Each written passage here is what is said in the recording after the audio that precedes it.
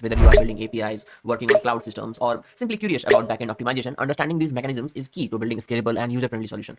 If the bucket is empty, they must wait for it to refill. This approach allows for occasional burst of traffic while maintaining overall limits. By delaying or limiting the quality of video stream, they can ensure all users experience uninterrupted access even when traffic spikes. In case of excess traffic overload, the system denies access requests, to maintain its stability and prioritize ongoing operation. This is more like a store reaching full capacity and temporarily refusing entry to new customer until the crowd clears. Hi everyone, welcome to Prep Train, your go-to channel for learning, growth, and mastering the essential skills for backend engineering and beyond. I am Sahib Kumar and I'm thrilled to have you here today. At Prep Train, we are passionate about simplifying complex concepts and breaking them down into actionable insight and giving you the tools that you need to level up in your engineering career.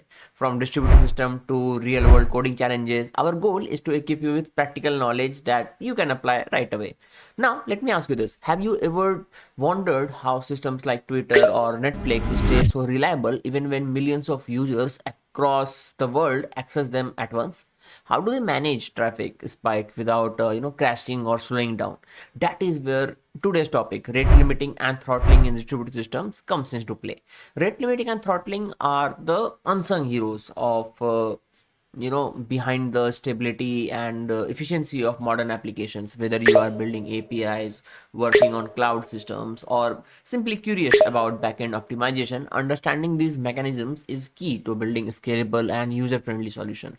In this video we are going to discuss all of these things, so make sure that you hit the subscribe button and turn on notifications so that you don't miss out any of our future deep dives into any other backend engineering related topics or distributed system. Your support basically keeps us motivated to create more content tailored just for you. And don't forget to join our Prep Train community on Telegram. It is a great place to stay updated on latest job and internship opportunities, as well as to connect with others who are passionate about learning and growing in the tech field. Alright, let me bring my deck and then we will dive deeper into the details of rate limiting and throttling. Stay tuned. Let's start by understanding the concept of rate limiting. At its core, rate limiting is a technique used to control how many requests a server can process within a specific time frame. It acts as a safeguard, ensuring that systems don't get overwhelmed by sudden surge of requests or misuse of resources. For instance, imagine a bouncer at the entrance of a club. So the bouncer only allows a certain number of people to enter at a time, ensuring that the venue does not get overcrowded or remains enjoyable for everyone inside. Similarly, rate limiting ensures that servers maintain their stability by processing requests at a manageable rate. This prevents issues like system crash or slowdown or other disruptions caused by excessive traffic or abusive behavior. A key point to remember is that rate limiting is not just about blocking traffic, it is also about preserving the overall health of the system. By controlling the flow of requests, we can make sure legitimate users continue to have access while stopping potential misuse or attacks. So in summary, rate limiting acts as the gatekeeper for your system, providing stability, security, and fairness to users. Now that we have understand what rate limiting is, let's move on to a related concept, throttling. It's another way to manage system resources effectively, but with a slightly different approach. Building on the concept of rate limiting, let's now explore throttling. While rate limiting stops access request outright once in a threshold is reached, throttling takes a more flexible approach. It might delay requests, queue them up, or even reject them depending upon the situation. So imagine that a roller coaster ticketing system is there. So during peak hours when everyone wants to ride, the system can't let all the visitors on the ride simultaneously, right? So instead it creates a queue and it ensures that each group gets a turn without overwhelming the ride capacity. Similarly, throttling basically helps the system handle spike in traffic by spreading out the load over time. So it ensures that smooth operations are going on without completely shutting users out. The difference between rate limiting and throttling lies in how they handle traffic. Rate limiting says no more request now, while throttling says wait a bit, then we will process your request. This makes throttling particularly useful in scenarios when you want to prioritize fairness and prevent overload while maintaining user experience. In essence, throttling ensures the system recovers during high demand period while providing a better user experience than outright blocking request. Now that we have looked into both rate limiting and throttling, let's dive deeper into how rate limiting is implemented. On the next slide, we will explore various rate limiting techniques and their practical applications. Now that we have introduced the concept of rate limiting, let's explore some of the key techniques used to implement it. Each method offers a unique way to manage request and ensure the stability of the system. First, let's have the fixed window technique. This method basically tracks request within fixed time interval, such as 1 minute or 1 hour. It is straightforward and easy to implement, but it can be a bit rigid. For example, if the limit is 100 requests per minute, a user might send 100 requests at the end of 1 minute and 100 more at the start of next minute, causing a brief overload. The sliding window method improves on this by tracking requests over a rolling time frame. Instead of resetting counts at the fixed interval, it dynamically adjusts based on when requests are made. This ensures that a more even distribution of traffic over time, offering great flexibility and fairness.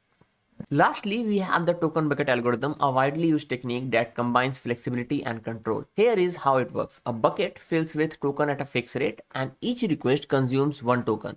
Users can send requests as long as tokens are available. If the bucket is empty, they must wait for it to refill. This approach allows for occasional burst of traffic while maintaining overall limits, making it ideal for systems that need to accommodate varying demand. Now that we have covered rate limiting techniques, let's move on to throttling mechanism and let's see that how they manage access traffic effectively. Let's dive into the two primary mechanisms used in throttling, delaying and rejecting requests. The first approach, delaying requests, temporarily holds back access traffic until the system can handle it. Think of this as a queue forming outside a popular restaurant. Basically, guests are asked to wait until table become available, ensuring that the dining experience isn't compromised for the customers who are inside. So this mechanism is especially useful during predictable, traffic spikes such as flash sale or product launches. The second mechanism is rejecting request. In case of excess traffic overload, the system denies access request, to maintain its stability and prioritize ongoing operation. This is more like a store reaching full capacity and temporarily refusing entry to new customer until the crowd clears. Rejecting request may seem harsh, but it is a necessary step to protect the system and ensure that it does not crash or degrade performance for everyone. Now that we have seen how throttling mechanism manage traffic, let's take a closer look at one specific algorithm, the token bucket, and how it works in practice. The token bucket algorithm is one of the most versatile and effective tools for managing traffic in both rate limiting and throttling scenarios. Let's break them down to see how it works. So imagine a bucket that fills with tokens at a steady predetermined rate. Each token represents the capacity to handle one request. When a user sends a request, a token is removed from the bucket. So if the bucket has tokens available, the request is processed immediately. However, if the bucket is empty, additional requests are either delayed until tokens are replenished or rejected outright. This mechanism allows the system to handle occasional bursts of traffic while ensuring that overall traffic remains within the set limits. For example, if a user sends multiple requests in a quick succession, they can use the tokens accumulated in the bucket, but once the tokens run out, they must wait for the bucket to refill before sending any more requests. Next, we will compare two popular rate limiting techniques, fixed window and sliding window, to see their strength and weakness side by side. Let's compare the fixed window and the sliding window method, both of which are commonly used for rate limiting. Although they serve a similar purpose, their approach and outcomes can vary significantly. The fixed window methods operate by counting requests within fixed intervals such as 1 minute or 1 hour window. So it's straightforward to implement and provides a clear limit for each interval. However, it can be quite rigid. For example, if a user sends a high number of requests at the end of one interval and continuous, immediately in the next that we discussed, so temporary surge can bypass the limit and it potentially impacts the system stability. On the other hand, sliding window method is much more dynamic, and instead of resetting counts at a fixed interval, it tracks user request over a rolling time frame. This means that the system continuously calculate the rate at which incoming requests are coming, and it provides a more accurate and flexible approach to manage traffic. Sliding window is particularly effective in scenarios with fluctuating traffic patterns when a rigid system might fail to handle edge cases efficiently. Now that we have compared these techniques, let's look at some real world example of rate limiting and throttling in action. To understand how rate limiting and throttling works in practice, let's explore some real world use cases. First, consider APIs like those offered by Stripe and Twitter. So these platforms use rate limiting to ensure fair uses and prevent abuse. For example, a Twitter might limit users to 100 requests per minute, ensuring that the system remains accessible to everyone without being overwhelmed by excessive calls from a single user. Rate limiting in API is essential for maintaining system stability and especially when serving, thousands or millions of users. Let's turn to streaming services like Netflix or YouTube. These platforms face a different kind of challenges, managing bandwidth during peak hours, and throttling is their solution. By delaying or limiting the quality of video stream, they can ensure all users experience uninterrupted access even when traffic spikes. For instance, during a high demand event, throttling helps avoid server overload while maintaining a good user experience. To wrap up, let's quickly review the key points that we have covered today. First, rate limiting is essential for maintaining system stability and fairness. By enforcing request limits, it prevents abuse and ensures that resources are distributed fairly. On the other hand, throttling helps smooth operations during traffic spikes by managing the flow of requests and ensuring that the system does not become overwhelmed. We also discussed several techniques and algorithms, including the fixed window and the sliding window algorithm, the token bucket algorithm. Each has its disadvantages and it is suited for different traffic patterns. For example, the fixed window is simpler, more rigid, while the sliding window is more dynamic and flexible. The token bucket algorithms strike a balance by allowing burst of traffic while maintaining overall control.